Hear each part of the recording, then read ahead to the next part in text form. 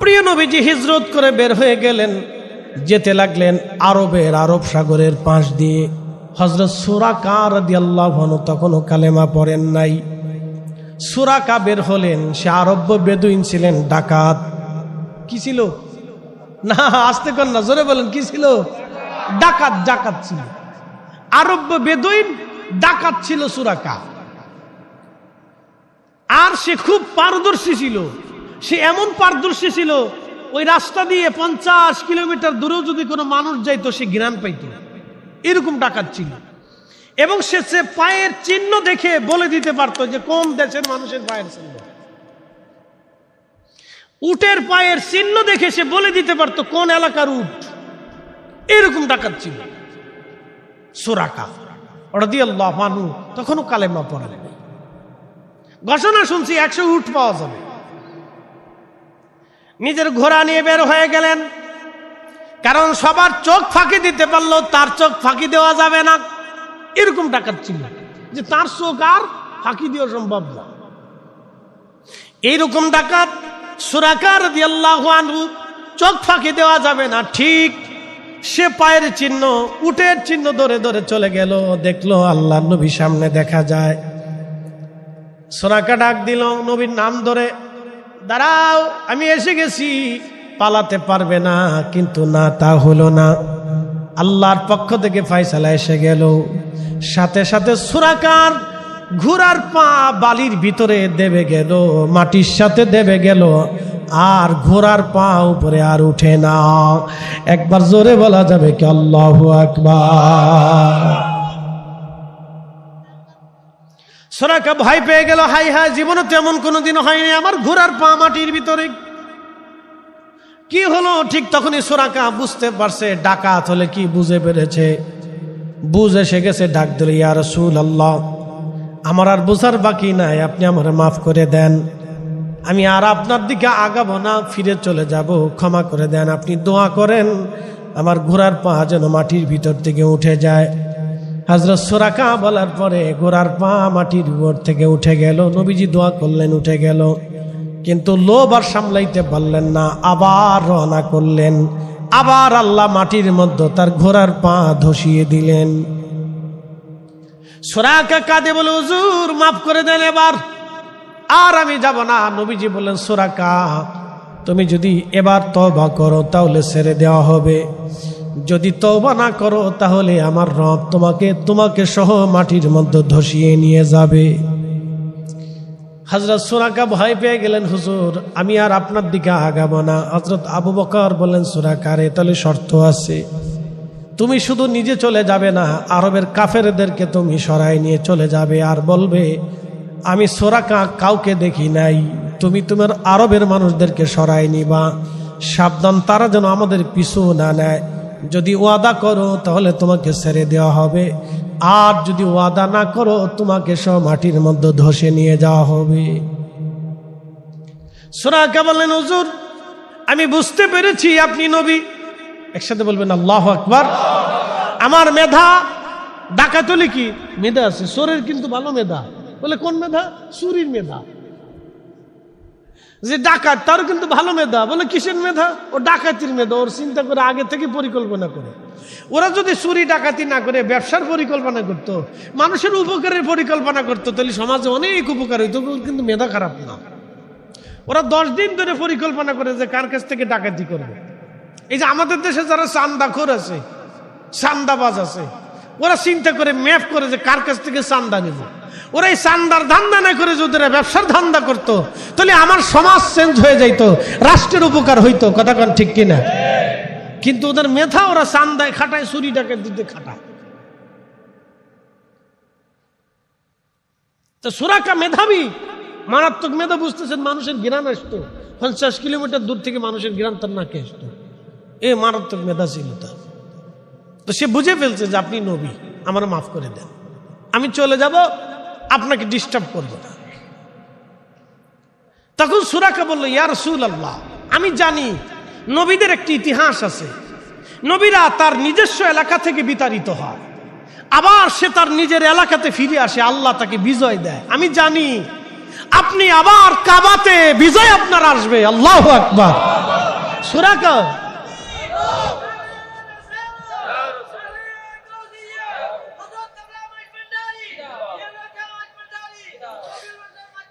সুরাকা ডাক দিয়ে বলতেছে, হুজুর আমি জানি আপনি আবার ফিরে আসবেন, মক্কা আপনার করতলগত হবে আমি জানি, কিন্তু ইয়া নবী আল্লাহ আপনি আমাকে একটা ওয়াদা নামা দিয়ে যান, অঙ্গীকার নামা দিয়ে যান। বলে কি চাও? বলে আপনি লিখিত দিয়ে দেন, যখন আপনি মক্কা বিজয় হবে সেই দিন আমি সুরাকা যদি জিন্দা থাকি তাহলে আপনি আমাকে হত্যা করবেন না, আপনি আমাকে নিরাপত্তা দিবেন, এই ওয়াদা আপনি লিখে দিয়ে দেন।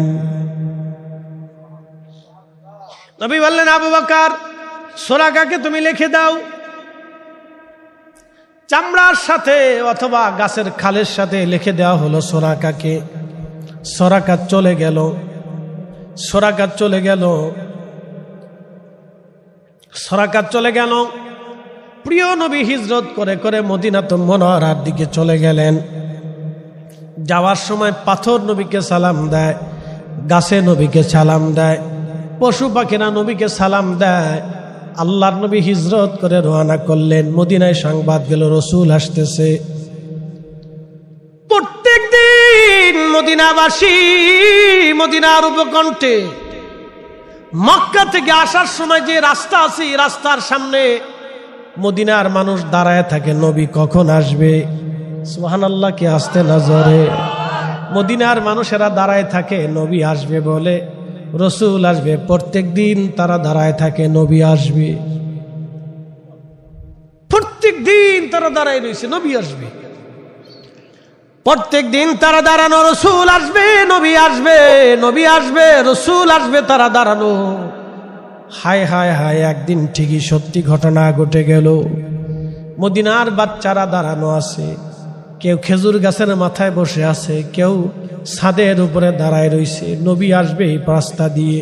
ঠিক দেখা গেল একজন ব্যক্তি উটের রশি ধরে টানে, আর একজন উটের পিঠের উপরে চড়া আছে, আসতেছে।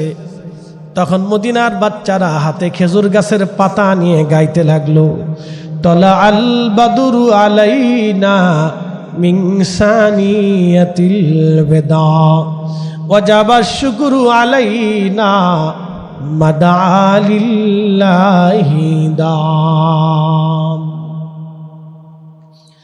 এর দেখো দেখো, তলা আল বাদুরু আলাইনা, তলা আল বাদরু আলাইনা, তলা আল বাদরু আলাইনা মিন সানিয়াতিল বেদা ওয়াজাবা শুকরু আলাইনা মাদালিল্লাহি দা। দেখো গো মানুষেরা, দেখো আমাদের মাঝে পূর্ণিমার চাঁদ উদয় হয়। আল্লাহু আকবার। কি চাঁদ? জোরে বলেন, কি চাঁদ? মদিনার বাচ্চারা গাইতে লাগলো, আনন্দ করতে লাগলো। সারা মদিনাতে আনন্দের রব পড়ে গেল, নবী আসতেছে, নবী আসতেছে। মদিনার মানুষ আনন্দে উল্লাসিত হয়ে গেল, রসুল আসতেছে, রসুল আসতেছে। সারা মদিনায় আনন্দের রব পড়ে গেল। তারা জশ্নের জুলুস শুরু করে দিল। সুবহানাল্লাহ বলবেন না? জশ্নে জুলুস, জোরে বলেন জশ্নে। প্রিয় উপস্থিতি, আপনারা তো জানেন, বহুবার এই ওয়াজ আপনারা শুনেছেন। আল্লাহর নবী সাহাবী ছিলেন সিদ্দিক আকবর আবু বকর। প্রিয় নবী একদিন বলেন, আবু বকর প্রস্তুত থাকিও, একদিন হিজরত করা লাগতে পারে, আমাদের মক্কা ছেড়ে মদিনায় মনে হয় চলে যেতে হবে। আবু বকর তৈরি থেকো। ঘটনা বললেন নবীজি বহুদিন আগে, বহু মাস আগে। হযরত আবু বকর সিদ্দিক রাদিয়াল্লাহু আনহুকে যেই দিন বললেন, সেই দিন রাত্রিবেলা হযরত আবু বকর ঘরের দরজার সামনে হেলান দিয়ে দাঁড়ানো। এইভাবে সারা রাত কেটে গেল। স্ত্রী থেকে জুদা হয়ে গেলেন, সন্তান থেকে জুদা হয়ে গেলেন। সারাটা রাত দরওয়াজার সাথে হেলান দিয়ে হযরত আবু বকর রাদিয়াল্লাহু আনহু দাঁড়িয়ে থাকেন, কবে নবী আসবে, কবে রসুল আসবে, আর আমি নবীকে নিয়ে হিজরত করে রাতের আধারে চলে যাব। এই যে একটা বিষয়কে আপনি কতটুকু গুরুত্বের সাথে দেখেন, আপনি একটু হিসাব করেন। নবী আসবে, আমাকে বলেছে আসবে, তো বলছে তো আসবে ঠিক। আল্লাহু আকবার। এটা ইয়াকিন, এটার নাম কি? ইয়াকিন, বিশ্বাস। সাহাবীরা রাসূলকে এমন ভাবে বিশ্বাস করতেন যে তাম সৃষ্টি এক পাশে, নবী আর এক পাশে। তো আপনি যদি ওইভাবে বিশ্বাস করতে নাই পারেন তা আপনি কি মুসলমান? আফসোস হলো, আমাদের দুঃখ সেখানে রাসূলের ইলম নিয়ে প্রশ্ন তোলে আমাদের মতোই আলেম। কি কথা ঠিক আছে না? রাসূলের জিন্দেগি নিয়ে প্রশ্ন তোলে আমাদের মতোই আলেম। নবী কখন থেকে নবী ছিলেন প্রশ্ন তোলে আমাদের মতোই আলেম। রাসূল মরার পরে কিছু নাই প্রশ্ন তুলে আমাদের মতোই আলেম। রাসূলের আব্বা আম্মা কাফির প্রশ্ন তুলে আমাদের মতোই আলেম। কথা কান ঠিক কিনা? কি আশ্চর্য, কি আশ্চর্য জমানার ভিতরে আমরা পড়ছি। আপনি একটু চিন্তা করেন তো, ভাবলে অনেক কিছু। দুনিয়ার এক পাশে ছিল সাহাবীদের, আর নবী ছিলেন আর এক পাশে। নবীজি বললেন আবু বকর হিজরত করা লাগবে, প্রস্তুত থাকি। আবু বকর রেডি হয়ে গেলেন। নবীজি বলেছেন অবশ্যই আসবে। চিন্তা করেন, শুধু আসবে বলেই শেষ করে দেন নাই, ঘরের দরজার সাথে হেলান দিয়ে সারা রাত দাঁড়িয়ে থাকেন। স্ত্রী থেকে জুদা হলেন, কলিজার টুকরা সন্তানদের থেকে জুদা হয়ে গেলেন। তখন আম্মাজান আয়েশা রাদিয়াল্লাহু আনহা হয়তো একেবারে শিশু ছিলেন, অথবা তখনও দুনিয়াতে আসেন নাই। না, আম্মাজান আয়েশা তখন ছোট। আম্মাজান আয়েশা তখন ছোট। খুব মনোযোগের সাথে শুনবেন, মনোযোগের সাথে শুনবেন। ছোট্ট বাচ্চাকেও হযরতে আবু বকর সময় দিলেন না, বিবিকে সময় দিলেন না, নিজের জীবনের তোয়াক্কা করলেন না, ঘুমের চিন্তা করলেন না, জীবনের সুখের নিদ্রা শেষ করে দিলেন। নবী আসবে, হযরত আবু বকর রাদিয়াল্লাহু আনহু সুখের শয্যা ছেড়ে দিলেন। খুব মনোযোগ দিবেন। সুখের নিদ্রা হযরত আবু বকর ছেড়ে দিলেন। মানুষের জীবনে রাত যখন যত গভীর হয় তত দুর্বলতা আসে, তত দুর্বল হয়, ঘুমের তন্দ্রা আসে, ঘুমাইতে যেতে মন চায়। যত প্রিয়জন হোক না কেন, মা পর্যন্ত সন্তান রেখে দিয়ে ঘুমিয়ে পড়ে যায়, সন্তান মাকে রেখে ঘুমায়, স্ত্রী স্বামী রেখে ঘুমায়, স্বামী স্ত্রী রেখে ঘুমিয়ে পড়ে। কিন্তু আবু বকর আমার নবীর আশায় আশায় দাঁড়ায়া থাকে।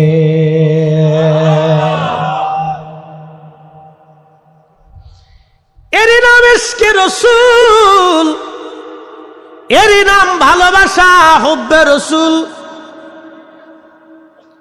এরই নাম হুব্বে রাসূল, ভালোবাসা। আল্লাহ বলেন কুল, হুজুর আপনি আমার বান্দাদেরকে জানান, ইন কুনতুম তুহিব্বুনাল্লাহ ফাত্তাবিউনি ইউহিব্বুকুমুল্লাহ।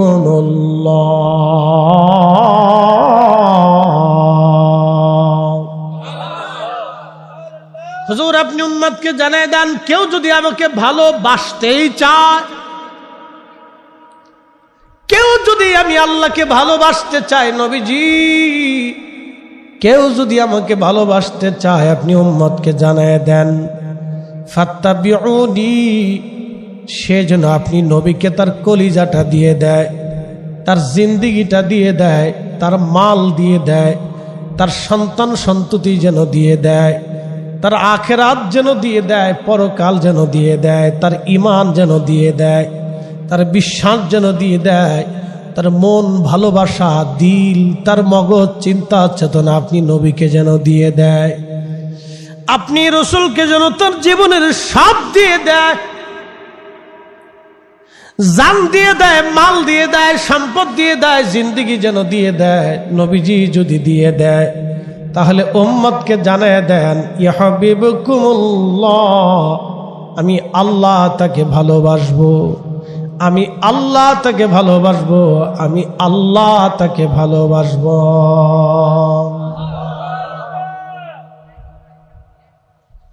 কি চমৎকার আল্লাহর আইন, কোরআনের আইন, কি চমৎকার আইন। এই কথা যদি কেউ বুঝে তাহলে সে মিলাদুন নবীর মাহফিলের বিরোধিতা করতে পারে না। কি কথা কন না কেন? এই শব্দটুকুন যদি বুঝে ফাত্তাবিউনি, সে যেন তার জীবনের সব দিয়ে দেয়। ইত্তেবা মানে কি?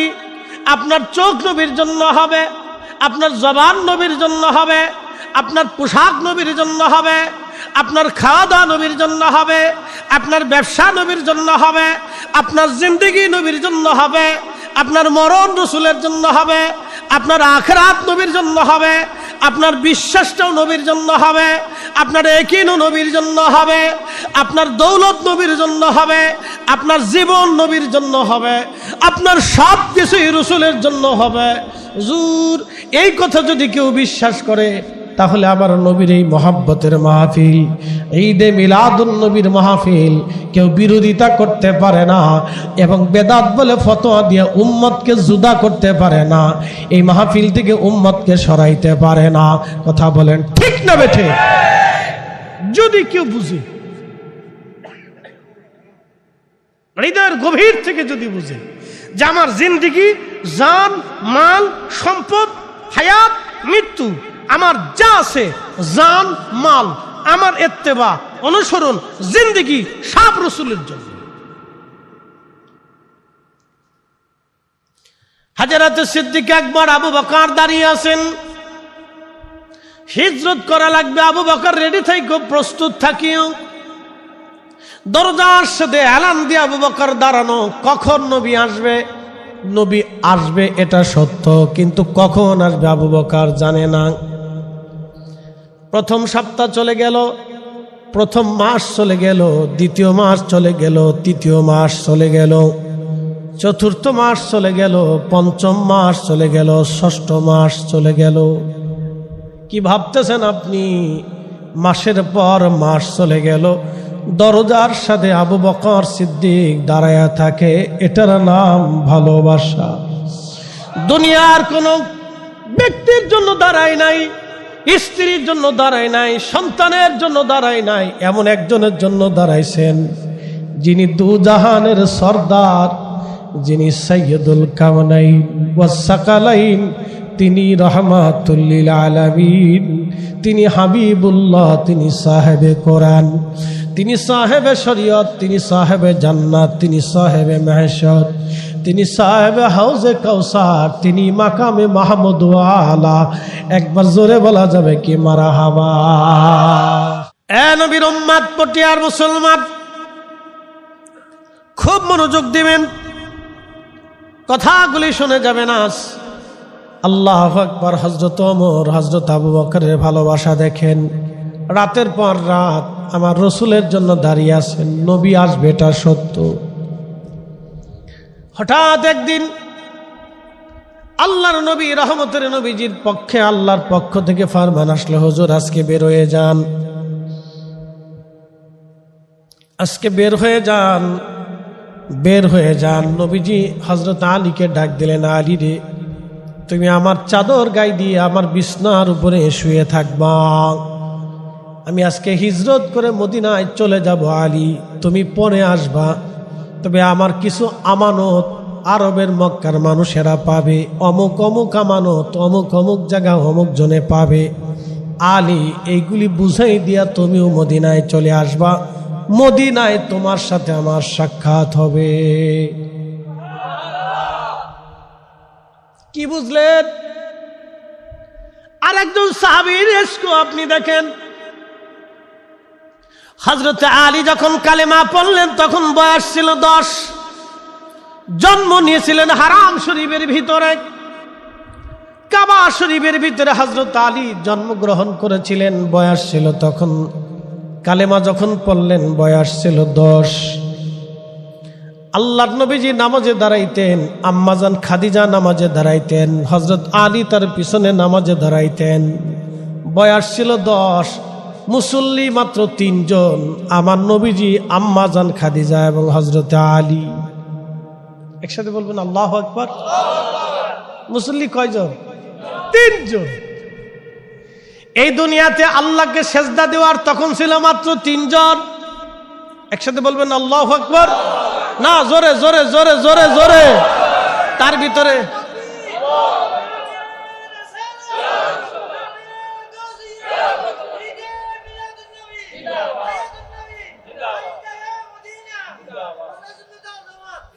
মাশাআল্লাহ আল্লাহকে সেজদা দেওয়ার মতো ছিল 3 জন, আল্লাহর নবী, আম্মাজান খাদিজা এবং হযরত আলী। কাবা শরীফের সামনে 3 জন দাঁড়িয়ে গেলেন। আল্লাহর নবী সেজদা দিলেন আগে, সম্মতিতে নবীজি ডান পাশে দাঁড়িয়ে আছেন হযরত আলী, তার পিছনে দাঁড়িয়ে আছেন আম্মাজান খাদিজা। বন্ধু খুব মনোযোগ দিবেন। হযরত আলীকে নবী বলেন, আলী বিছনার মধ্যে তুমি শুয়ে যাও, আমার চাদর মোড়া দিয়ে আমার বিছনার উপরে চাদর মোড়া দিয়ে ঢেকে তুমি ঘুমিয়ে থাকবা আলী। আর কাফেররা আসবে আমাকে খোঁজার জন্য, আলী আমি দরজা দিয়ে বের হয়ে চলে যাব হিজরত। আলী রে, মদিনায় দেখা হবে, অমুক অমুক কাফেররা আমার কাছে এমন অমুক জিনিস পায়, তুমি এইগুলি আগামীকাল সবাইকে বুঝাই দিবা। আমার কাছে তারা আমানত রেখেছিল, আমানতগুলি বুঝাই দিবা রে আলী। দেখেন, আপনি একটু চিন্তা করেন, যে কাফেররা তাকে মারার জন্য আসতেছে, নবীজি সেই কাফেরদের আমানত পর্যন্ত বুঝাই দিয়েছিলেন। ইসলাম এত সুন্দর ছিল, রসুলের আদর্শ এত চমৎকার ছিল, এই আদর্শ আজকে উম্মতের ভিতরে নাই। প্রিয় উপস্থিতি হাজিরিন, যেই কাফেররা নবীকে হত্যা করার জন্য আসলো, নবীজি তাদের আমানত হযরত আলীর কাছে বুঝাইলেন, কালকে দিবা। আর একজন সাহাবীর ইশকে রাসূল দেখেন, হযরত আলী জানতেন এই চাদর মোড়া দিয়ে ঘুমাইলে নবী মনে করে তারা আমাকে হত্যা করতে পারে। মৃত্যুকে সামনে রাখলেন, ইশকে রাসূল রে কলিজার ভিতরে নিলেন। একসাথে বলবেন আল্লাহু আকবার। মৃত্যুকে সামনে রাখলেন, ইশকে রাসূল রে কলিজার ভিতরে নিলেন, বিশ্বাসটাকে ইয়াকিনটাকে এমন ভাবে মজবুত করলেন, বিশ্বাস করলেন কি হযরত আলীর অন্তরে বিশ্বাস এসে গেল, নবী বলেছেন আমানত বুঝাই দিব, মদিনায় যায় নবীজির সাথে দেখা হবে, এর আগে আমার মৃত্যু হবে না। বুঝতে হবে আপনাকে, এটার নাম রাসূল করিমের প্রতি ইয়াকিন উম্মতের। হযরত আলী বুঝার আর বাকি নাই, আমার ইন্তেকাল মৃত্যু তত সময় পর্যন্ত হবে না যত সময় মদিনাতে নবীজির সাথে দেখা না করব, কারণ নবী বলেছেন মদিনায় দেখা হবে। আমানত আমি বুঝাবো, রসুলের আমানত নষ্ট হবে, অবশ্যই আমার রব হতে দেবে না। কারণ আমানত যদি নষ্ট করে দেয়, কিয়ামত পর্যন্ত এই উম্মতের মাঝে প্রচার থাকবে নবীজি উম্মতের আমানত নিজে নষ্ট করেছিলেন। এটা আল্লাহ হতে দেবে না। হযরত আলীর ইয়াকিন বড় মজবুত। শুয়ে পড়লেন চাদর মোড়া দিয়ে, নবীজি বের হয়ে গেলেন, কাফেররা চারপাশে ঘিরে ধরে দাঁড়ানো, বের হওয়ার সাথে আমরা আক্রমণ করব, কিন্তু ভিন্ন রকম হয়ে গেল। একটু ধুলো নিয়ে নবীজি কোরআনের আয়াত পড়ে ছেড়ে দিলেন, প্রত্যেকের চোখে মুখে লেগে চোখ মুখ তাদের অন্ধকার হয়ে গেল। নবীজি কাফেরদের সামনে দিয়ে চলে গেলেন, কাফেররা দেখতে পেল না। হাঁটতে হাঁটতে চলে গেলেন, ঠিক এই দিকে হযরতে নবীজি বের হয়ে যাওয়ার পরে আল্লাহর নবীজির ঘরের ভিতরে কাফেররা ঢুকলো। ব্যাপার কি? ঢুকার পরে দেখে চাদর উল্টাইয়া হযরত আলী শুয়ে আছে। আল্লাহর নবী চলে গেলেন। চলে যাওয়ার পরে আবু বকরের ঘরের দরজার সামনে নবীজি টুকা দিলেন, ছোট্ট করে ডাক দিলেন আবু বকর। জোরে ডাক দেন নাই, একটা ডাক দিলেন আবু বকর, সাথে সাথে দরজা খুলে গেল। আস্তে হয়ে গেল না? জোরে বলেন। সাথে সাথে দরওয়াজা খুলে গেল। দরওয়াজা যখন খুলে গেল, আহা নবীজি ডাক দিলেন আবু বকর, তুমি কি ঘুমাও নাই? বলে হুজুর, যেই দিন আপনি বলেছিলেন হিজরত করা লাগবে, সেই দিন রজনী থেকে আমি সারা রাত আপনার জন্য দরজার সাথে হেলান দিয়ে দাঁড়ায় থাকি। আমার নবী আসবে, হুজুর আমি দাঁড়ায় থাকি জন্য আপনি এসে ডাকাডাকি করবেন, আর আওয়াজ হবে, কাফেররা টের পেলে আপনাকে কষ্ট দিবে, আমি আবু বকরের সামনে আপনাকে ব্যথা দিবে। ইয়া রাসূলুল্লাহ, আমার জীবন থাকতে এটা হতে পারে না। নবীজি ওই দিন রাত্র থেকে আমি আবু বকর ঘুমাই নাই। আপনি নবীজির আশায় আমি দাঁড়ায় থাকি, আমি ঘরের দরজার সাথে হেলান দিয়ে দাঁড়ায় থাকি। চিৎকার মেরে জোরে বলেন না ইয়া রাসূলুল্লাহ। প্রেম যদি শিখবি রে মন, প্রেম যদি বুঝবি রে মন, ওরে সব সেরে চল মদিনায়। আমার প্রেমের রাসূল যেই দেশে ঘুমায়, আমার দয়াল নবী যেই দেশে ঘুমায়। দেখলে ছবি পাগল হবি, কাঁদবি বসে নিরালায়।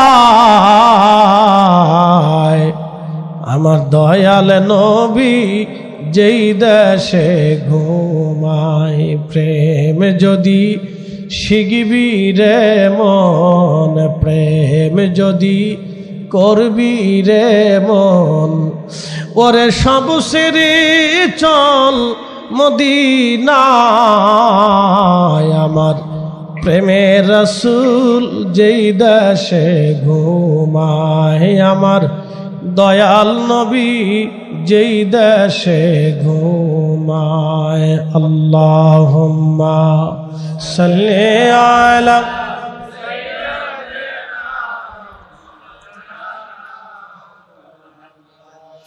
ওয়ালা আলি সাইয়্যিদিনা মাওলানা।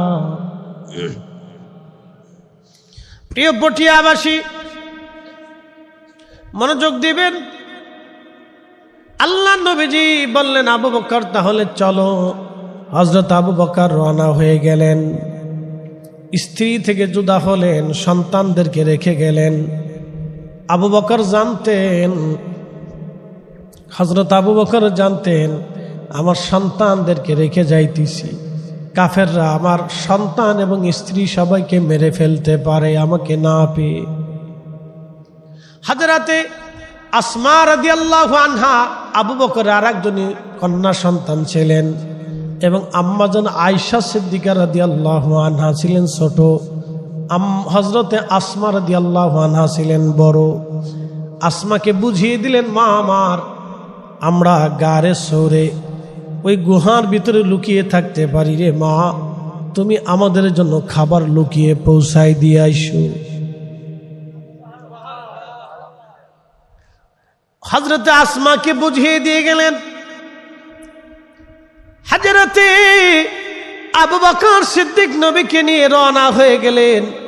আহা, রাসূলকে নিয়ে রওনা হয়ে যাওয়ার পরে কাফেররা বাড়িতে খুঁজে না পেয়ে হযরত আবু বকরের বাড়ি আসছে। হযরত আবু বকরের বাড়ি এসে দরজায় টোকা লাগাইলেন। হযরত আসমা রাদিয়াল্লাহু আনহা বের হয়ে আসলেন। কি চান আপনারা? বলে, তোমার আব্বাজান কোথায়? বলে, আব্বাজান বাড়িতে নাই। হযরত আসমা প্রিয় নবীজিকে সাথে নিয়ে চলে গেছে, এই কথা বললেন না, বললেন আব্বাজান বাড়িতে নাই। কাফেররা হযরত আসমা রাদিয়াল্লাহু আনহার মুখের মধ্যে থাপড় মারতে লাগলো। ছোট্ট মেয়েটা সেই দিন কাফেরদের আঘাতে অনেক কষ্ট পাইলেন, ব্যথা পাইলেন, কিন্তু নবীর এশকে বাবার মতো মোহাব্বত নিয়ে বলে দিলেন, আমার আব্বাজান বাড়িতে নাই। কোথায় গেছে বলতে পারি না, কোন জায়গা গেছে আমি তাও জানি না। চলে গেলেন হযরত নবীজি জাবালে সৌর। সৌরের পাশে একটা পাহাড় আছে, নাম জাবালে সাবির। পাহাড়টা কেটে কেটে অর্ধেক বানিয়ে ফেলেছে সৌদি সরকার। এখানে হোটেল বানানো হচ্ছে হাজিদের জন্য, জাবালে সৌর। জাবালে সৌরে চলে যাওয়ার পরে জাবালে সৌর ডাক দে বলে, ইয়া রাসূলুল্লাহ, নবীজি আপনি আমার উপরে আসছেন, আমার এখানে কোনো গুহা নাই, আপনাকে লুকায় রাখবো এমন কোনো জায়গা আমি পাহাড়ের মধ্যে নাই হুজুর। কালকে সকালবেলা কাফেররা আসবে, আপনাকে আমার উপরে পেলে আমাকে আপনাকে আঘাত করবে, রক্তাক্ত করবে, আমি সৌর কিয়ামতের ময়দানে আল্লাহর কাছে কি জবাব দিব? নবীজি পার্শ্ববর্তী পাহাড় জাবালে সৌরে গুহা আছে, নবীজি আপনি সেইখানে চলে যান। জাবালে সাবির থেকে নবীজি সৌরের দিকে রওনা করলেন। সৌর নবীকে সালাম দিলেন, আসসালাতু ওয়াসসালামু আলাইকা ইয়া রাসূলুল্লাহ। একবার জোরে বলা যাবে কি মারহাবা?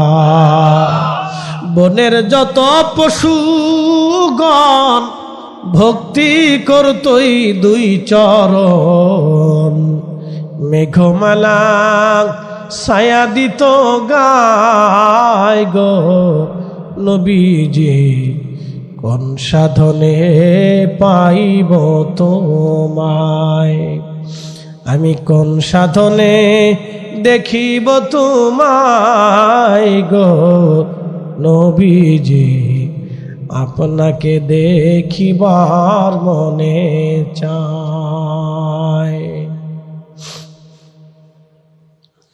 আল্লাহর নবীজি সৌর পর্বতে চলে গেলেন গুহার সামনে।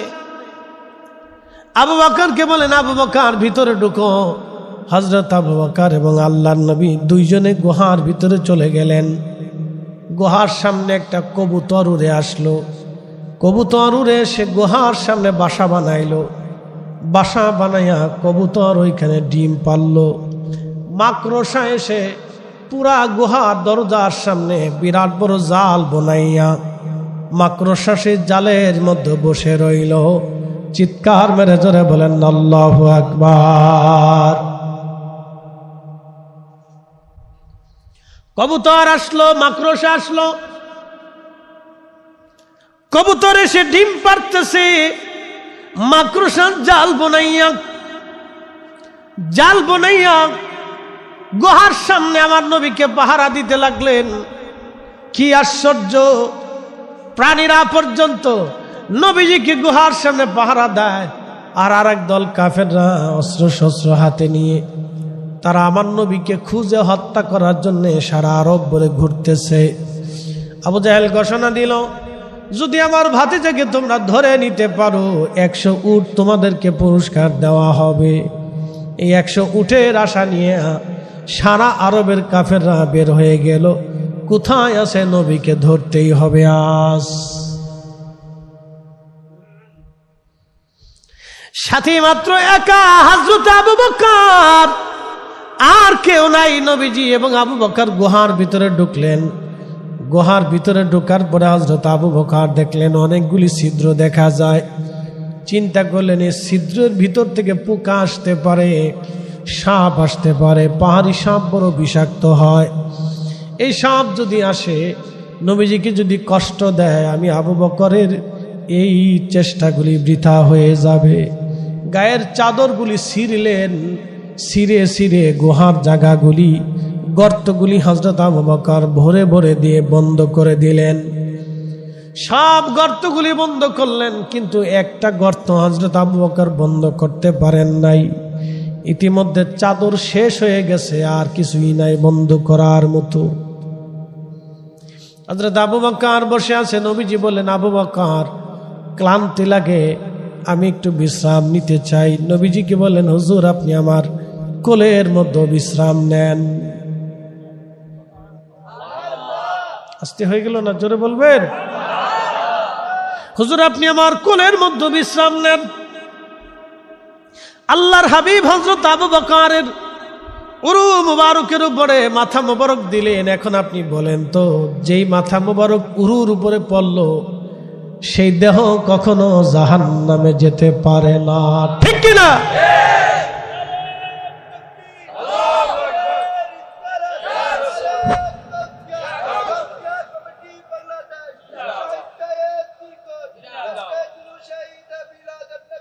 খুব মনোযোগ দিবেন হাজিরিন। মনোযোগ দিবেন বাবাজি। হযরত আবু বকর সিদ্দিক ওই গর্তের উপরে পা রেখে দিয়ে গর্তটা বন্ধ করে দিলেন। প্রিয় নবীজি বিশ্রামে ঘুমন্ত।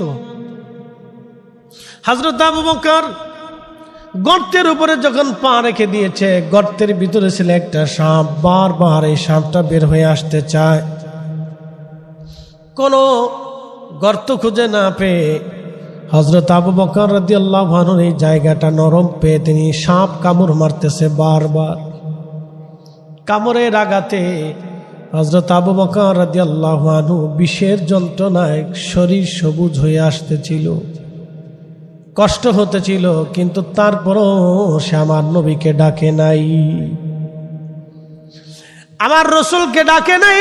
আবু বকর সিদ্দিক বিষের যন্ত্রণা সহ্য করতে না পারে চোখ থেকে পানি বের হয়ে আসলো। পানি বের হয়ে চোখ বেয়ে প্রিয় নবীজির বদন মোবারকে, চেহারা মোবারকে পানি এসে পড়ল। ঠিক নবীজির ঘুম ভেঙে গেল। আবু বকর তুমি কি জন্য কাঁদো গো? বাড়ির কথা কি মনে পড়ছেনি? বিবির কথা মনে পড়ছেনি? সন্তানের কথা মনে পড়ছেনি? হযরত আবু বকর ডাক দিলেন, না ইয়া রাসূলুল্লাহ, হিজরত করেছি, দুনিয়ার সব জুদা করে দিয়ে আপনার সাথে এসেছি। ইয়া রাসূলুল্লাহ, সন্তান, স্ত্রী, পুত্র, পরিজন কাফেরদের হাতের নাগালে রেখে চলে আসছি। সন্তানের মায়ায় কাঁদি না, পরিবারের মায়ায় কাঁদি না, বাসস্থানের মায়ায় কাঁদি না, নিজের দেশের মায়ায় কাঁদি না। ইয়া রাসূলুল্লাহ, সাপে কামড় দিয়েছে, যন্ত্রণা সহ্য করতে না পেরে চোখ বেয়ে পানি আসছে। আবু বকর রে, ডাকলা না কেন? বলে, ইয়া রাসূলুল্লাহ, যদি ডাকি আপনার ঘুমে ব্যাঘাত হবে, আপনার বিশ্রামে কষ্ট হবে, নবী কষ্ট পাক, আমি আবু বকর এটা চাই না। চিৎকার মেরে জোরে বলেন আল্লাহু আকবার।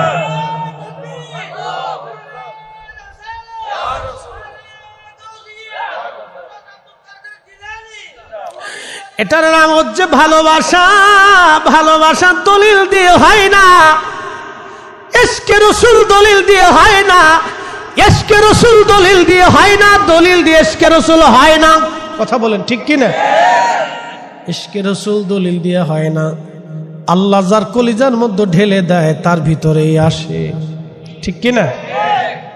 সবাই আশিকে রাসূল হয় না, সবাই সাহাবী হয় নাই। আল্লাহ ওই রুহটাকে ভালোবাসছে যেই রুহটা রাসূলকে ভালোবাসছে। আল্লাহ ওই জীবনকে ভালোবাসছে যে জীবন নবীকে ভালোবাসছে। আল্লাহ ওই মানুষকে ভালোবাসছে যে মানুষ নবীকে ভালোবাসছে। আল্লাহ ওই প্রাণীকে ভালোবাসছে যে প্রাণী নবীকে ভালোবাসছে। হিসাব বরাবর একেবারে সহজ, আমাদের বুঝার অনেক কিছু আছে, কিন্তু বর্তমান জেনারেশন এটা বুঝতে চায় না। তারা চায় বাস্তব। বন্ধু, বাস্তব দিয়ে কি করবা তুমি? সাহাবীদের জিন্দেগির দিকে তুমি তাকাও। অনেকে কয় দলিল কি? আরে মিয়া, নবীর জিন্দেগি পুরাটাই তো দলিল। বলে তোমরা সুন্নি হক, দলিল কি? বলে হযরত গাউসে পাক আব্দুল কাদের জিলানীর জিন্দেগি আমাদের দলিল। কথা কন না কে? কারণ অলি কারে বানায় আল্লাহ? কোন সিটার রে, বাটবার রে, দুশমনের রাসূল আল্লাহ অলি বানায় না। আল্লাহ তারই অলি বানায় যার জিন্দেগি নবীর কদমে কুরবানি হয়। সুন্নিরা হক, দুনিয়ার সব অলিরা আমাদের দলিল। কথা কন ঠিক কিনা? সুন্নিরা হক, দুনিয়ার সব সাহাবীরা আমাদের দলিল। সুন্নিরা হক, আশারে মুবাশশারা, খুলাফায়ে রাশিদা, আহলে বাইত রাসূল, শুহাদায়ে কারবালা, মুতাকাদ্দিমিন, মুতাআখিরিন, সালফে সালিহিন, চার মাযহাব আর চার তরিকা আমাদের দলিল। কথা বলেন ঠিক কিনা? বাস্তবে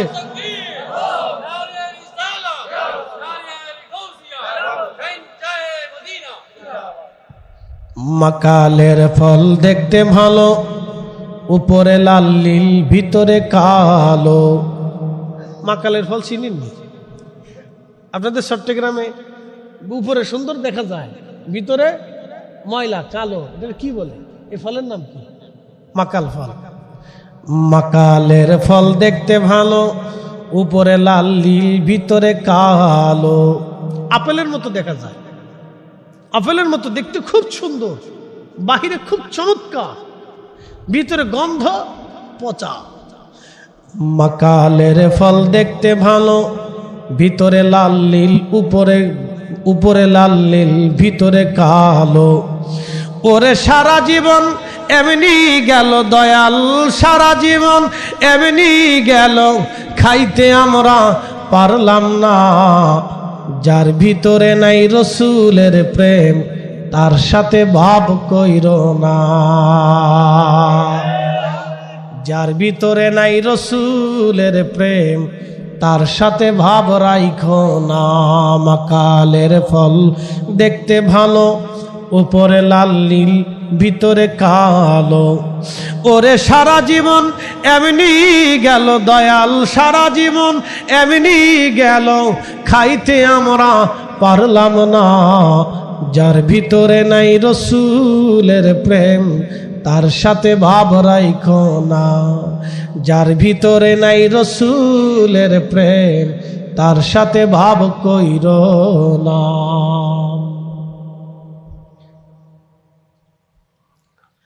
হযরত আবু বকর দেখে বলেন, হুজুর আপনি কষ্ট পান, আমি আবু বকর চাই না, ঘুমে ব্যাঘাত হবে এই জন্য ডাকি নাই। নবীজি বলেন, আবু বকর কোন জায়গা কামড় দিয়েছে বলো।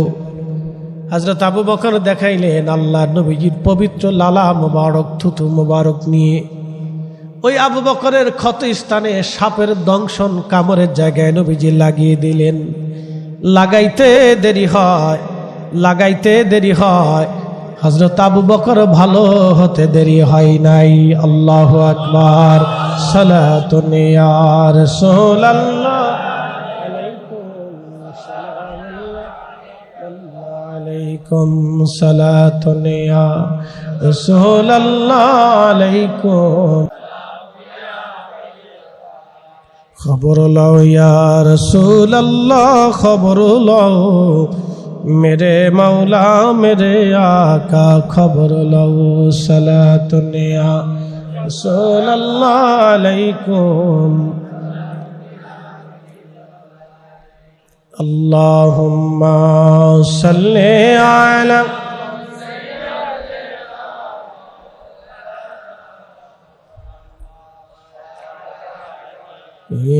सय्यिदना मौलाना মুহাম্মদ।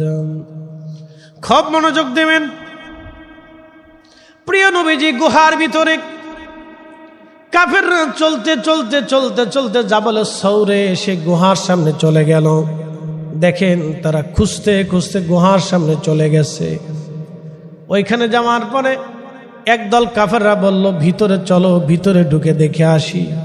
আর এক দল বলল, তোমরা তো বোকা, দেখো না গুহার সামনে কবুতরে ডিম পারছে, মাকড়সা বাসা বানাইছে, এর ভিতরে যদি কোনো মানুষ থাকতো তাহলে অবশ্যই মাকড়সার বাসা থাকার কথা না, কবুতরে ডিম পারার কথা না। ফিরে চলো, এখানে কেউ নাই, খামাখা ভিতরে ঢুকার দরকার নাই। হযরত আবু বকর ভয় পেয়ে গেলেন, একেবারে গুহার সামনে তারা। আবু বকর বলেন, ইয়া রাসূলুল্লাহ একটু যদি আসে আমরা ধরা পড়ে যাব। আল্লাহর নবী বলেন, আবু বকর চিন্তা করো না, এখানে আমরা দুইজন না, আমাদের সাথে আরেকজন আছে, তিনি আমাদের আল্লাহ। আল্লাহু আকবার। আবু বকর চিন্তা করিও না, আমরা দুইজন না, আমাদের সাথে আল্লাহ নিজে আছে।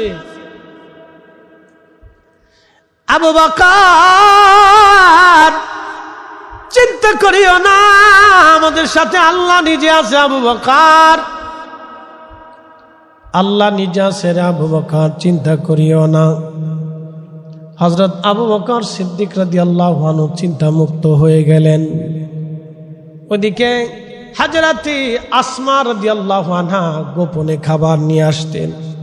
একটু চিন্তা করেন তো, সেই মক্কাতুল মুকাররমা থেকে জাবালে সৌরে গোপনে গোপনে খাবার আনা কাফেরদের চোখ ফাঁকি দিয়ে কতটা দুঃসাধ্য ছিল। সেই দিন হযরত আসমা রাদিয়াল্লাহু আনহা গোপনে খাবার নিয়ে আসতেন নবীজির কাছে, বাবার কাছে তিনি খাবার পৌঁছাইতেন। 3 দিন পর্যন্ত নবীজি ওই গুহার মধ্যে রইলেন। মনোযোগ দিয়ে কথাগুলি শুনে যাবেন। বর্তমানে কাবা শরীফের যে কবুতর আপনারা দেখেন, আল্লাহু আকবার, ইমাম ইবনু কাসির আল বেদায়ের মধ্যে লেখেন, ইমাম ইবনু কাসির আল বেদায়ের মধ্যে লেখেন 1450 বছর আগে যেই কবুতরের ডিম পেড়েছিল, সেই ডিম থেকে বাচ্চা হয়েছিল, সেই কবুতর থেকে কবুতর হলো, সেই কবুতরগুলি গারে সৌর থেকে তারা হারাম শরীফে চলে আসলো। কিয়ামত পর্যন্ত এই কবুতরের বংশধর হারামে তারা থাকবে। একজন হাজি একটা কবুতর ধরবে না, মারবে না, শোবে না, খাবে না, নিবে না, আনবে না। এমনকি এই শত শত বছর ধরে রাজা বাদশারা চলে গেল, আমির ওমরারা চলে গেল, কোনো রাজা বাদশা কোনোদিন কবুতর ধরে নাই, কবুতর তারাই নাই, কবুতর মারে নাই। তারা হারামের চারপাশে পায়খানা করে, বাথরুম করে, খায় দেয়, ঘুরে বেড়ায়, উড়ে বেড়ায়। হারামের কোনায় কোনায়, জায়গায় জায়গায় তারা থাকে, ঘরে বাড়িতে যেখানে সেখানে তারা থাকে। শত শত বছর ধরে তাদের বংশধর এখনো আছে, তারা কখনো বংশধর তাদের শেষ হয় নাই। ওই কবুতর সেই কবুতর যে কবুতর গানে সৌরে নবীকে পাহারা দিয়েছিল। একবার জোরে বলবেন কি মারহাবা। সেটা সেই কবুতর গানে সৌরে এখনো পাহারা দেয়। বন্ধু খুব মনোযোগ দিবেন, এই কবুতরগুলি এখন হারামে থাকে। আল্লাহর নবী এখান থেকে বের হলেন। এখান থেকে বের হয়ে যাওয়ার সময় একটু চিন্তা করবেন, আবু বকরের প্রেম, হযরত আলীর প্রেম, হযরত আসমা রাদিয়াল্লাহু আনহার প্রেম। আহা, তারা এইভাবে রসুলকে পাহারা দিয়েছেন, ভালোবাসছেন। এই জন্য ভালোবাসার কোনো দলিল হয় না। যাকে আল্লাহ পছন্দ করে তার কলিজার ভিতরে আল্লাহ ভালোবাসা দিয়ে দেয়। ইশকে রসুল সবার নসিবে হয় না, দরবারে মোস্তফার গোলামি সবার দ্বারা হয় না। আল্লাহ যারে কবুল করে তারে দিয়ে দরবারে মোস্তফার গোলামি করায়, ঠিক কিনা? ও আসমান ওয়ালার কাছে আরশে মুআল্লাতে মঞ্জুরিয়ত হতে হয়। অনেক মেধা থাকলেই হয় না,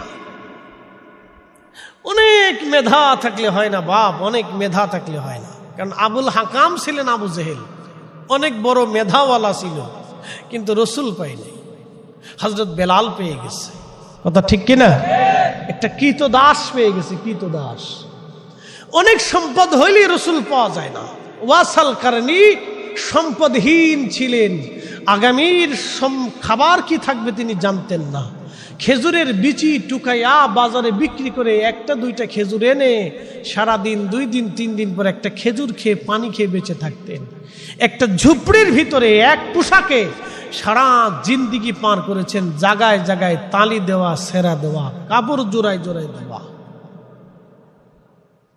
ওয়াসাল কারণীকে দেখলে মানুষ বলতো পাগল।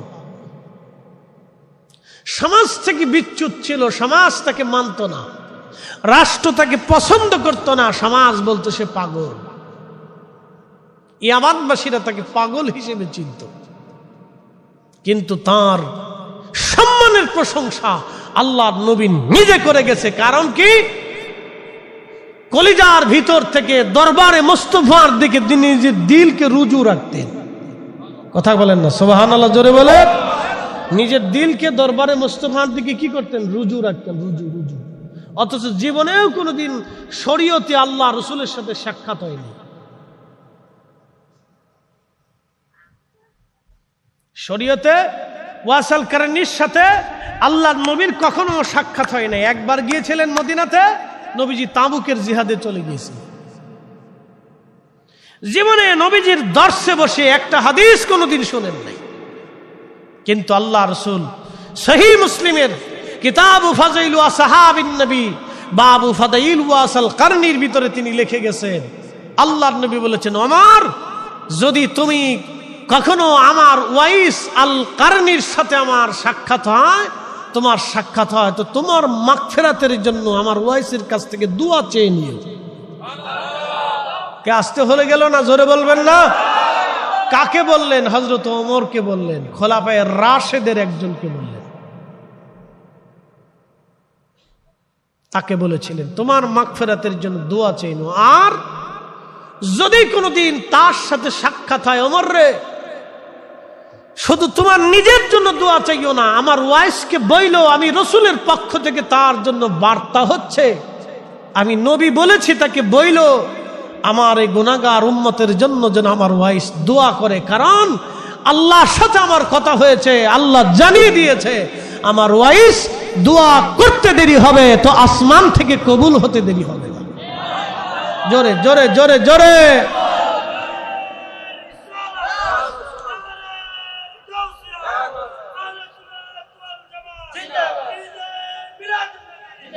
ওরে প্রেম যদি শিখবি রে মন, প্রেম যদি করবি রে মন, সব ছেড়ে চল মদিনায় আমার প্রেমের রাসূল যেই দেশে ঘুমায়, আমার দয়াল নবী যেই দেশে ঘুমায়।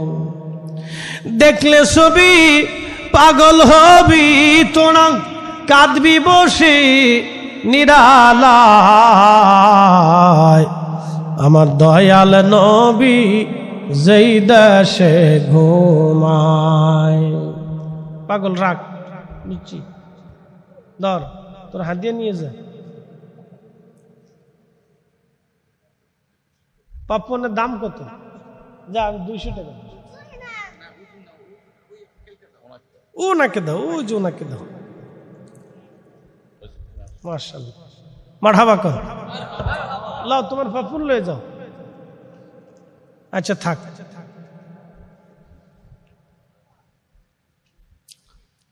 প্রিয় উপস্থিতি হাজিরিন মনোযোগ দিবেন, সময় সংক্ষিপ্ত, কথা অনেক লম্বা।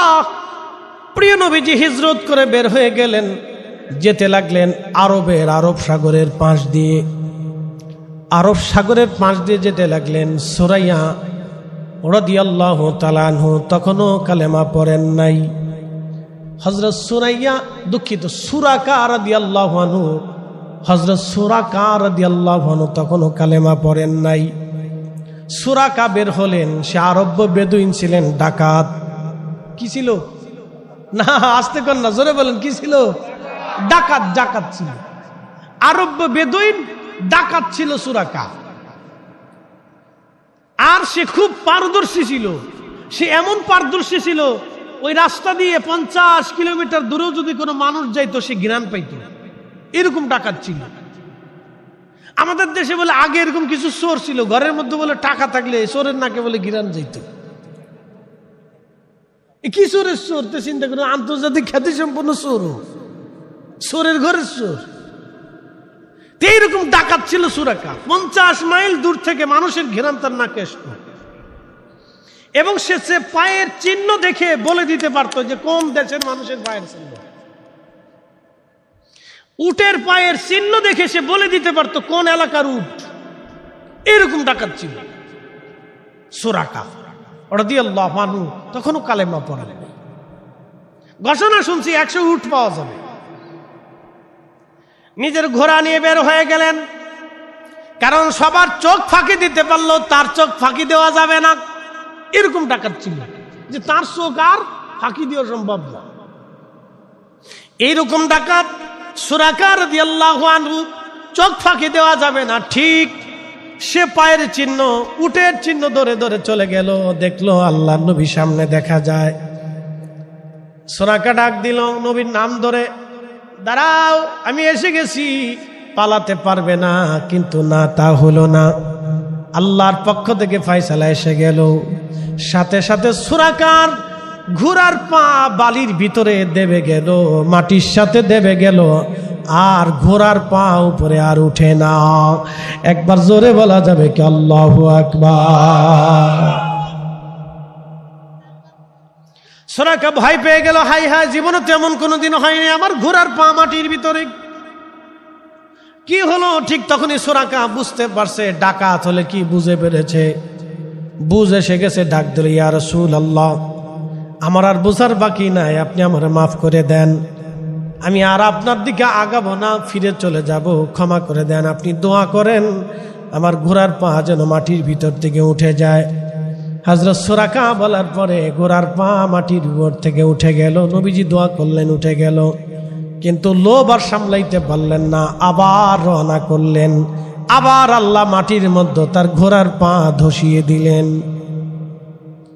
সুরাকা কাঁদে বলে, হুজুর মাফ করে দেন, এবার আর আমি যাব না। নবীজি বললেন, সুরাকা তুমি যদি এবার তওবা করো তাহলে ছেড়ে দেওয়া হবে, যদি তওবা না করো তাহলে আমার রব তোমাকে সহ মাটির মধ্যে ধসিয়ে নিয়ে যাবে।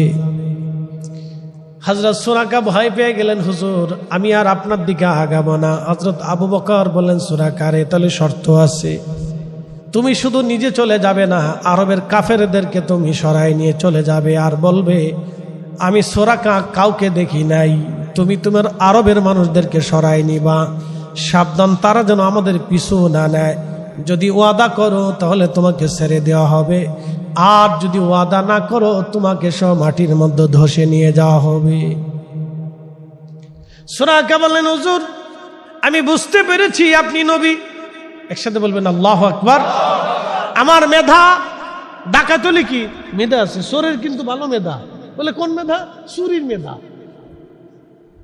যে ডাকাত তারও কিন্তু ভালো মেধা। বলে কিসের মেধা? ও ডাকাতির মেধা, ওর চিন্তা করে আগে থেকে পরিকল্পনা করে। ওরা যদি চুরি ডাকাতি না করে ব্যবসার পরিকল্পনা করতো, মানুষের উপকারের পরিকল্পনা করতো, তাহলে সমাজে অনেক উপকার হইতো, কিন্তু মেধা খারাপ না। ওরা 10 দিন ধরে পরিকল্পনা করে যে কার কাছ থেকে ডাকাতি করবে। এই যে আমাদের দেশে যারা চান্দাখোর আছে, চান্দাবাজ আছে, ওরা চিন্তা করে ম্যাপ করে যে কার কাছ থেকে চান্দা নেব। ওরা এই চান্দার ধান্দা না করে যদি ব্যবসার ধান্দা করতো তাহলে আমার সমাজ চেঞ্জ হয়ে যাইতো, রাষ্ট্রের উপকার হইতো। কথা কোন ঠিক কিনা? কিন্তু ওদের মেধা ওরা চান্দায় খাটায়, চুরি ডাকাতিতে খাটায়। তো সুরাকা মেধাবী, মারাত্মক মেধা। বুঝতেছেন, মানুষের ঘৃণা আসতো 50 কিলোমিটার দূর থেকে, মানুষের ঘৃণা তার নাকে আসতো। এ মারাত্মক মেধা ছিল তার। তো সে বুঝে ফেলছে যে আপনি নবী, আমার মাফ করে দেন, আমি চলে যাব, আপনাকে ডিস্টার্ব করব না। তখন সুরাকা বলল, ইয়া রাসূলুল্লাহ আমি জানি নবীদের একটি ইতিহাস আছে। নবীরা তার নিজস্ব এলাকা থেকে বিতাড়িত হয়, আবার সে তার নিজের এলাকাতে ফিরে আসে, আল্লাহ তাকে বিজয় দেয়। আমি জানি আপনি আবার কাবাতে বিজয় আপনার আসবে। আল্লাহু আকবার। সুরাকা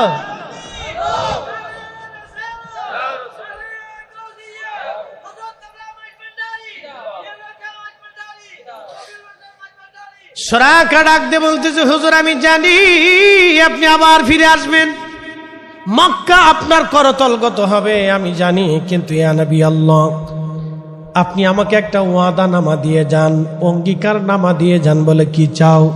বলে আপনি লিখিত দিয়ে দেন, যখন আপনি মক্কা বিজয় হবে সেই দিন আমি সুরাকা যদি জিন্দা থাকি তাহলে আপনি আমাকে হত্যা করবেন না, আপনি আমাকে নিরাপত্তা দিবেন, এই ওয়াদা আপনি লিখে দিয়ে দেন।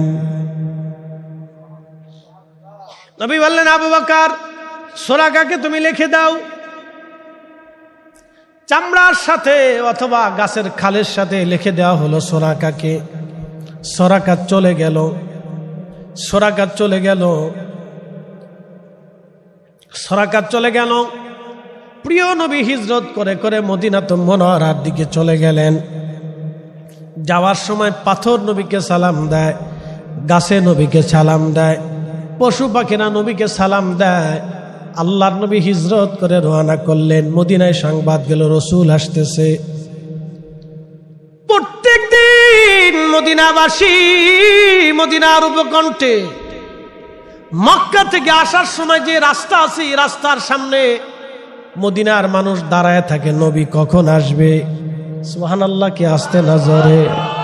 মদিনার মানুষেরা দাঁড়ায় থাকে নবী আসবে বলে, রসুল আসবে। প্রত্যেক দিন তারা দাঁড়ায় থাকে নবী আসবে, প্রত্যেক দিন তারা দাঁড়ায় রয়েছে নবী আসবে, প্রত্যেক দিন তারা দাঁড়ানো, রসুল আসবে, নবী আসবে, নবী আসবে, রসুল আসবে, তারা দাঁড়ানো। হায় হায় হায়, একদিন ঠিকই সত্যি ঘটনা ঘটে গেল। মদিনার বাচ্চারা দাঁড়ানো আছে, কেউ খেজুর গাছের মাথায় বসে আছে, কেউ ছাদের উপরে দাঁড়ায় রয়েছে। নবী আসবে এই রাস্তা দিয়ে। ঠিক দেখা গেল একজন ব্যক্তি উটের রশি ধরে টানে, আর একজন উটের পিঠের উপরে চড়া আছে, আসতেছে। তখন মদিনার বাচ্চারা হাতে খেজুর গাছের পাতা নিয়ে গাইতে লাগলো, তলা আল বাদুরু আলাইনা মিন সানিয়াতিল বেদা ওয়াজাবা শুকরু আলাইনা মাদালিল্লাহি দাম। এরা দেখো দেখো, তলা আল বাদুরু আলাইনা, তলা আল বাদরু আলাইনা, তলা আল বাদরু আলাইনা মিন সানিয়াতিল বেদা ওয়াজাবা শুকরু আলাইনা মাদালিল্লাহি দা। দেখো গো মানুষেরা, দেখো আমাদের মাঝে পূর্ণিমার চাঁদ উদয় হয়। আল্লাহু আকবার। কি চাঁদ? জোরে বলেন, কি চাঁদ? মদিনার বাচ্চারা গাইতে লাগলো, আনন্দ করতে লাগলো। সারা মদিনাতে আনন্দের রব পড়ে গেল। নবী আসতেছে, নবী আসতেছে। মদিনার মানুষ আনন্দে উল্লাসিত হয়ে গেল। রসুল আসতেছে, রসুল আসতেছে। সারা মদিনায় আনন্দের রব পড়ে গেল। তারা জশ্নের জুলুস শুরু করে দিল। সুবহানাল্লাহ বলবেন না? জশ্নে জুলুস, জোরে বলেন, জশ্নে জশ্নে আনন্দ। সালামুন ইয়া হাবিবাল্লাহ আলাইকুম। কাসুয়া উট ছেড়ে দেওয়া হলো। কাসুয়া ছেড়ে দেওয়ার পরে জিব্রাইল আমিন আসছে। আল্লাহ বলেন, জিব্রাইল যাও, আমার নবীর কাসুয়ার কান ধরে নিয়ে চলে যাও সেইখানে যেখানে 1000 বছর আগে তুব্বা বাদশা আমার নবীর জন্য বাড়ি বানাইছিল।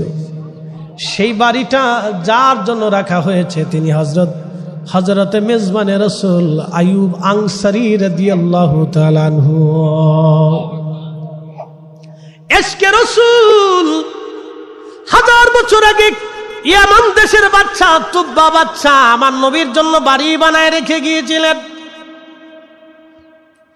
1000 বছর আগে তুব্বা বাদশা নবীজির জন্য বাড়ি বানাইছিলেন। সেই বাড়ি বংশক্রমে আস্তে আস্তে আস্তে আস্তে হযরত আইয়ুব আনসারী রাদিয়াল্লাহু আনহুর ভাগ্যে এসে পড়লেন।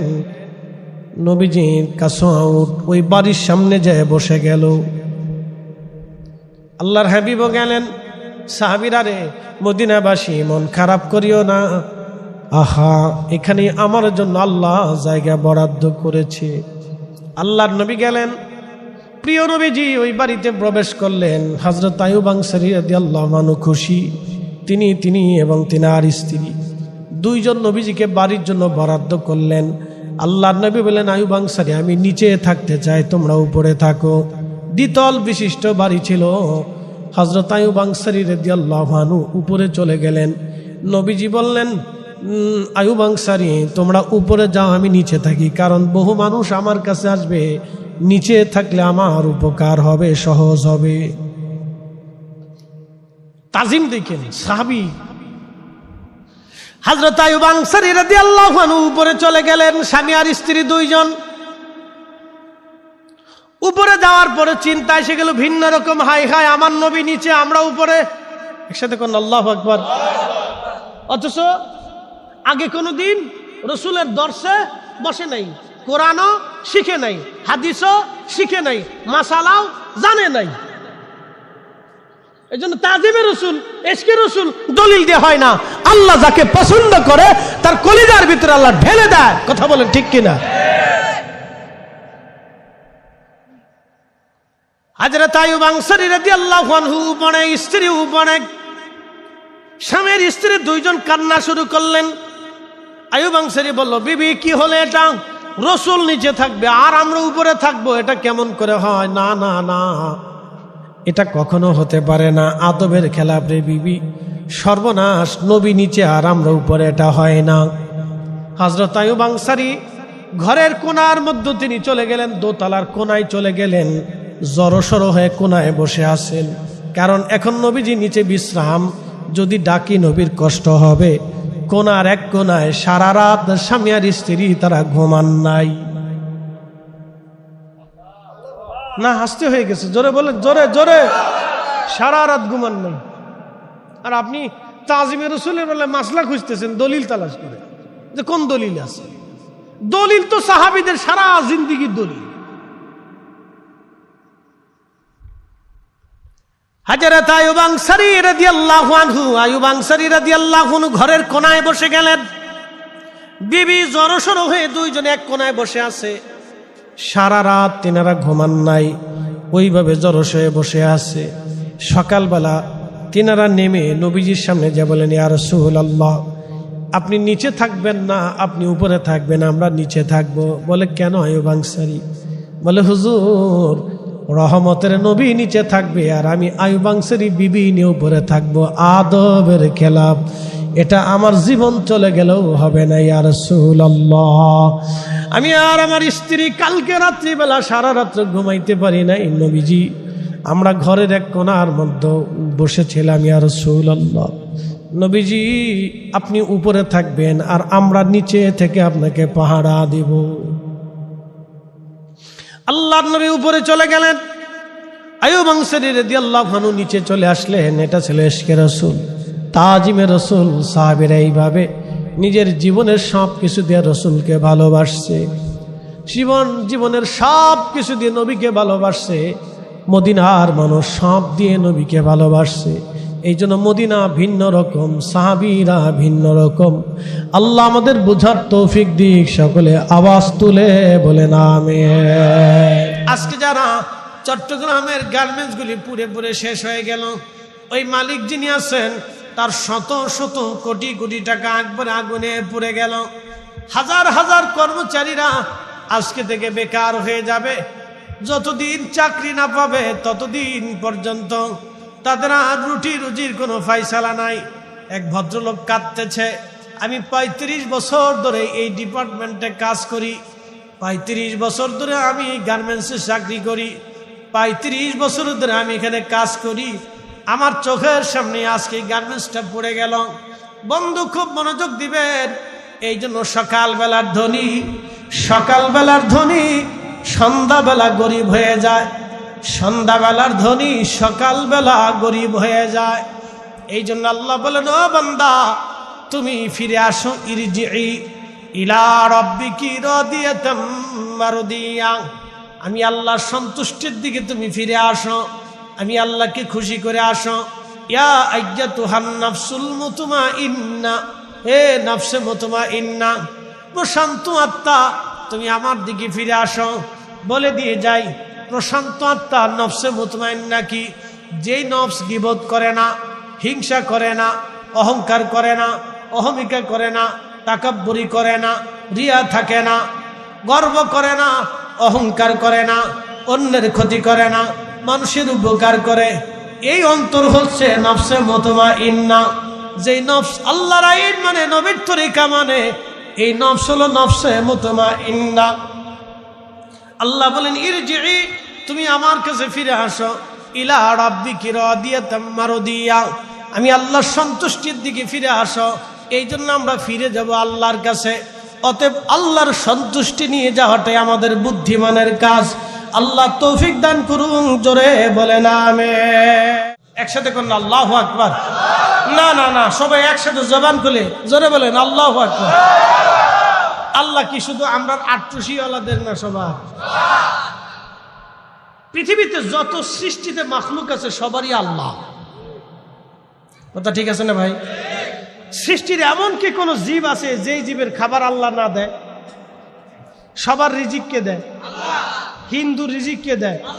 বৌদ্ধটা কে দেয়? খ্রিস্টানটা কে দেয়? শিখেরটা কে দেয়? মাজুসিরটা কে দেয়? ইয়াজিদিরটা কে দেয়? সবারটাই আল্লাহ দেয়। সবারটা কে দেয়? আমাদেরটাও কে দেয়? আল্লাহ দেয়। সবারটাই আল্লাহ দেয়, আমাদেরটা আল্লাহ দেয়। পশু পাখি, সমুদ্রের ভিতরে একটা মাছ আছে নীল তিমি। শোনেন, নীল তিমি প্রত্যেক দিন 110 মন খাবার খায়। কত মন? 110 মন এক বেলা খায়, বাকি বেলার কথা বললাম না। প্রত্যেক দিন আল্লাহ ওরে 110 বেলা খাবার খাওয়ায়। একসাথে সুবহানাল্লাহ বলবেন। 110 মন। ওর কি ব্যাংক আছে? বাংলাদেশ ব্যাংক, বিশ্ব ব্যাংক, সুইস ব্যাংক। ওর কি খাবারের গোডাউন আছে? তো ওই সমুদ্রের ভিতরে ওর খাবারের ফাইসালাটা কে করে? আল্লাহ। ও 10 মণ 110 মণ আল্লাহ ওরে খাবার খাওয়ায়। তা আমরা আট্টুসির দরবারে ওরস শরীফে লক্ষ লক্ষ মানুষ খাবার খায়, ধাক্কা ধাক্কি, পারাপারি, গুতাগুতি, সিল্লে সিল্লি, মারামারি, লাঠালাঠি, দাবড়া দাবি কিচ্ছু নাই। একসাথে বলেন আল্লাহু আকবার। না আরো জোরে বলেন, আরো জোরে বলেন। ওখানে গেলে মানুষের দিল এমনি নরম হয়ে যায়, ভয় পায় যে না জানি এখানে বিয়াদবি করলে কি উপায় হয়। সবাই শান্ত হয়ে যায়, ভদ্র হয়ে যায়, আদবি হয়ে যায়। যে বেটা সারা গ্রাম বলে লাঠালাঠি করছে, এই বেটা যাইও সিরিয়ালে চুপচাপ দাঁড়াই থাকে, কারণ জানে সারা গ্রাম বলে লাঠালাঠি করছি, কিন্তু এই জায়গায় লাঠালাঠির জায়গা না। এই জায়গায় লাঠালাঠি করলে এমন এক মারপিট আসবে, জেলখানার থেকে ছুটি পেয়েছি, এই দারোগা রিমান্ড থেকে মাফ করে দিছে, এই আদালত আমারে খালাস দিছে, কিন্তু এই আদালতে একবার যদি ধরা পড়ে যায় তাহলে কিন্তু খালাস টালাস নাই। এমন এক বাটাম চালান দিবে যেই বাটাম চালানের কোনো উকিল নাই। এই বাটাম চালানের কোনো উকিল নেই। আর এমন এক বিপদ আসবে যেই বিপদ, যে রোগের কোনো ডাক্তার নেই। মনে রেখেন, এই জন্য সব জায়গায় ফাইজলামি চলে না। বলে হুজুর কেন? আপনাদেরকে আরেকটু বুঝাই। মালয়েশিয়ার হুজুর গাউসে পাকের আওলাদের মাজারে আমি গেছি। এই ঘটনা কেন শুনতেছিলেন? সাগরের ভিতরে একটা ছোট্ট দ্বীপে ওনার মাজার। তো সাগরের দ্বীপ তো বিনোদন কেন্দ্র, বিনোদনের খুব চমৎকার জায়গা। দেখেন না, আমাদের সেন্ট মার্টিনের জন্য আমরা কান্দাকাটি করতেছি, এটি আমেরিকা চাই যে আমরা দিয়ে দাও। কেন? ওটা একটু ঘাটি টাটি বসাবে, বুঝতে পারছেন? অনেক রাজনৈতিক পেঁয়াজ আছে। সেন্ট মার্টিন নেওয়ার জন্য আমেরিকা খুব বহুদিন ধরে চেষ্টা করতেছে। তো খুব মনোযোগ দেন, এই সেন্ট মার্টিন আমাদের এক চমৎকার একটা দ্বীপ। এই দ্বীপটা যদি আমরা কাজে লাগাইতে পারতাম তো বিদেশ থেকে বহু পর্যটক আমাদের দেশে আসতো, সেন্ট মার্টিন দ্বীপ। কিন্তু আমরা কাজে লাগাইতে পারি। এই ছোট্ট দ্বীপের নাম হচ্ছে পুলাউ বুসার। মালয়েশিয়ার সরকার এই দ্বীপটাকে চাইনিজদের কাছে ইজারা দেয়। হোটেল মোটেল তারা বানাবে। তো হোটেল মোটেল, বিনোদন কেন্দ্র সব তৈরি হলো। এখানে শত শত কোটি টাকা তারা ইনভেস্ট করলো। খুব সুন্দর, আমি দেখে আসছি সব ঘুরে ঘুরে। জায়গাটা ইনভেস্ট হলো। তো চাইনিজদের হোটেল মোটেল তো বুঝতেই পারতেছেন, এখানে মদ খাবে, গান বাজনা হবে, নাচানাচি হবে, জেনা হবে, আরো কত নিকৃষ্ট কাজ, দুনিয়ার যত নিকৃষ্ট কাজ ওখানে হবে। কিন্তু ঘুমিয়ে আছেন কে? আওলাদ রসুল, রসুলের বংশধর। সব কমপ্লিট, উদ্ভাবন হয়ে গেছে, কিন্তু পানি আসে না।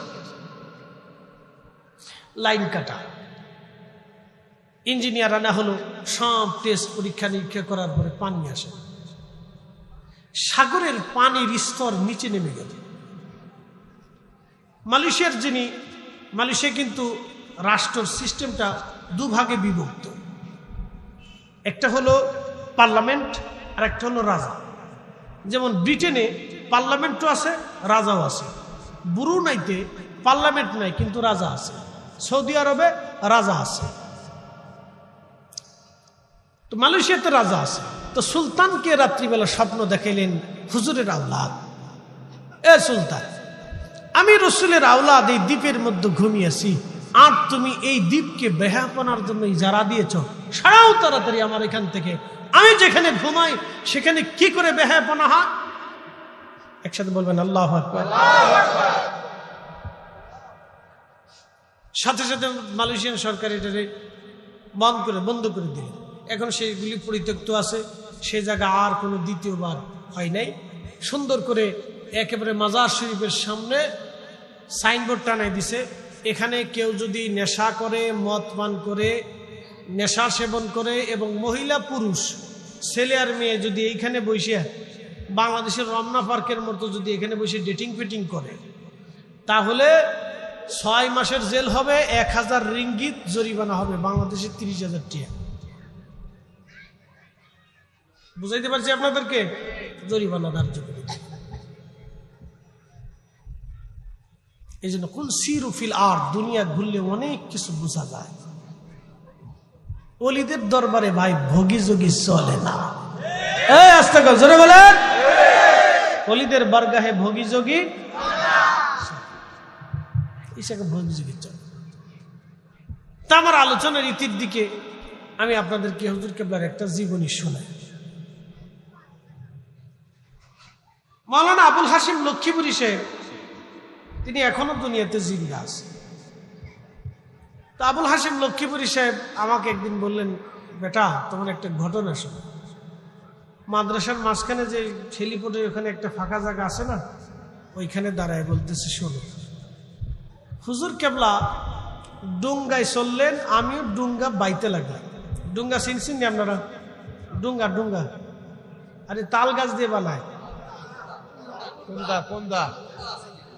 ওই তো আমাদের দেশে ডুঙ্গা। একই জিনিস, একই জিনিস, লাউ আর কদু। আর এই ডুঙ্গায় হুজুর চললেন সামনে আর আমি পিছনে, লক্ষ্মীপুর সাহেব বলতেছে। এখন যেখানে হেলিপোর্ট আর মাদ্রাসা, এখানে কিন্তু খাল ছিল, আর বর্ষাকালে প্রচুর পানি হইত। এই মাদ্রাসার এই বরাবর ডুঙ্গা আমি বাইতে বাইতে আনছি। হুজুর একটা মাটির ঢিল ছুড়লেন হেলিপোর্টের দিকে।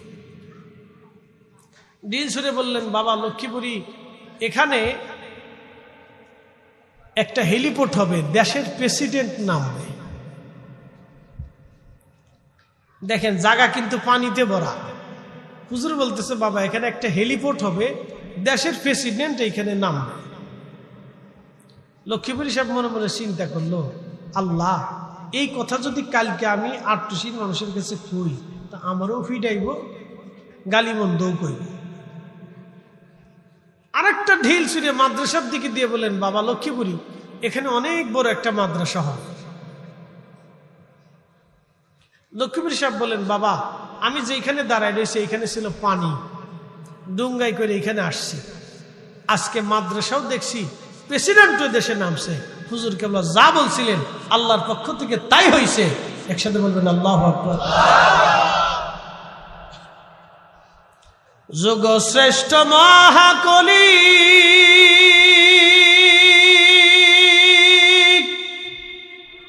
আমার মুর্শিদ মাওলানা, এক নজর দেখলে যারে দিলের জ্বালা থাকে না। ওরে এক নজর দেখলে যারে দিলের জ্বালা থাকে না। একটু জবান খুলে পড়েন, আল্লাহুম্মা সাল্লি আলা মাওলানা মুহাম্মাদ ওয়া আলা আলি সাইয়্যিদিনা।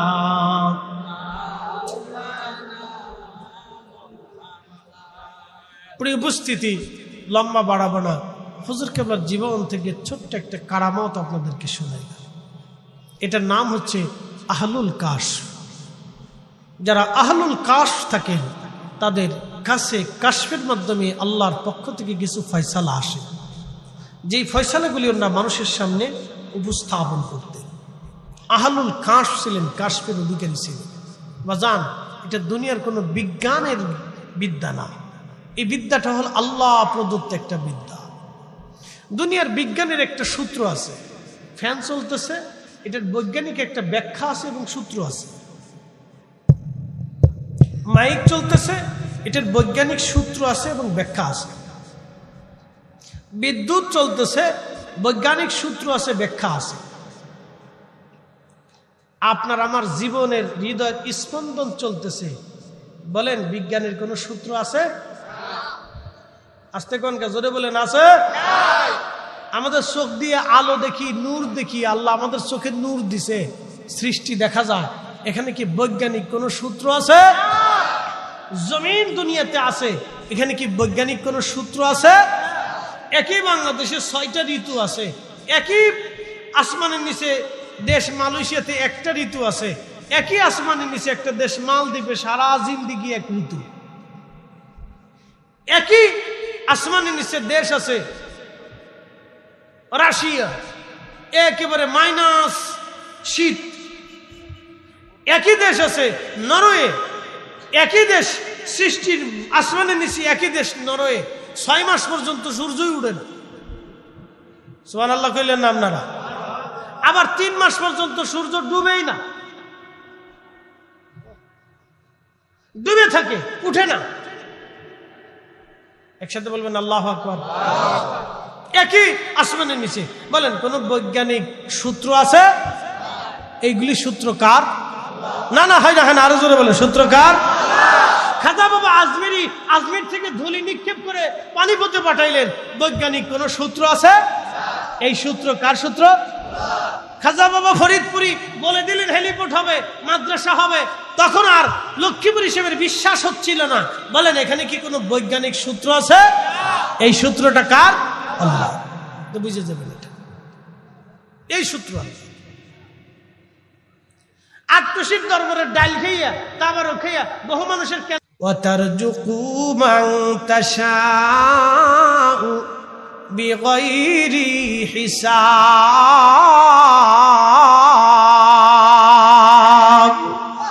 আমি যাকে খুশি তাকে অগণিত রিজিকের মালিক আমি আল্লাহ বানাই দেই। যাকে খুশি তাকে আমি আল্লাহ রিজিক খাওয়াই খাওয়াই খাওয়াই। একসাথে জোরে বলবেন কি মারহাবা। আজকে চেয়ারম্যান সাহেব আপনারে হরিণের গোশত খাওয়াইছে, কন্যা মারহাবা। খুব মনোযোগ দিবেন ভাইজান, এইগুলি সব আল্লাহর দেওয়া জিনিস। আল্লাহু আকবার। যেই সময় যেটা বরাত আছে ওই সময় নসিব হইবে। মরুভূমিতে গেলে উটের গোশত পাবেন, উটের গোশত পাবেন, ভেড়ার গোশত পাবেন, ছাগলের গোশত পাবেন। বন্ধু আমার খুব মনোযোগ দিবেন। আজকে যারা চট্টগ্রামের গার্মেন্টসগুলি পুড়ে পুড়ে শেষ হয়ে গেল, ওই মালিক যিনি আছেন তার শত শত কোটি কোটি টাকা একবারে আগুনে পুড়ে গেল। হাজার হাজার কর্মচারীরা আজকে থেকে বেকার হয়ে যাবে। যতদিন চাকরি না পাবে ততদিন পর্যন্ত তাদের আর রুটি রুজির কোনো ফায়সালা নাই। এক ভদ্রলোক কাঁদতেছে, আমি 35 বছর ধরে এই ডিপার্টমেন্টে কাজ করি, 35 বছর ধরে আমি গার্মেন্টসে চাকরি করি, 35 বছর ধরে আমি এখানে কাজ করি। আমার চোখের সামনে আজকে গার্মেন্টসটা পড়ে গেল।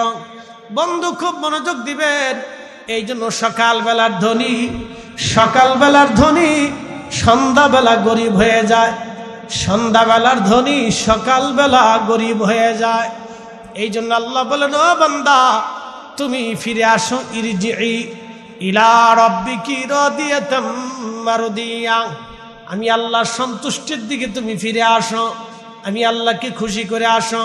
ইয়া আইয়াতুহান নাফসুল মুতমাইন্না, হে নফসে মুতমাইন্না, প্রশান্ত আত্মা তুমি আমার দিকে ফিরে আসো। বলে দিয়ে যাই, প্রশান্ত আত্মা নফসে মুতমাইন্না কি? যেই নফস গীবত করে না, হিংসা করে না, অহংকার করে না, অহমিকা করে না, তাকাব্বুরি করে না, রিয়া থাকে না, গর্ব করে না, অহংকার করে না, অন্যের ক্ষতি করে না, মানুষের উপকার করে। এই অন্তর হচ্ছে নফসে মুতমাইন্না। যেই নফস আল্লাহর আইন মানে, নবীর তরিকা মানে, এই নফস হলো নফসে মুতমাইন্না। আল্লাহ বলেন, ইরজিই তুমি আমার কাছে ফিরে আসো, ইলা রাব্বিকি রাদিয়াতাম মারদিয়া, আমি আল্লাহর সন্তুষ্টির দিকে ফিরে আসো। এই জন্য আমরা ফিরে যাব আল্লাহর কাছে। অতএব আল্লাহর সন্তুষ্টি নিয়ে যাওয়াটাই আমাদের বুদ্ধিমানের কাজ। আল্লাহ তৌফিক দান করুন, জোরে বলেন আমিন। এসেছেন যত নবী সকলের ইমাম, সালাম নবী তোমায় হাজারো সালাম, ইয়া নবী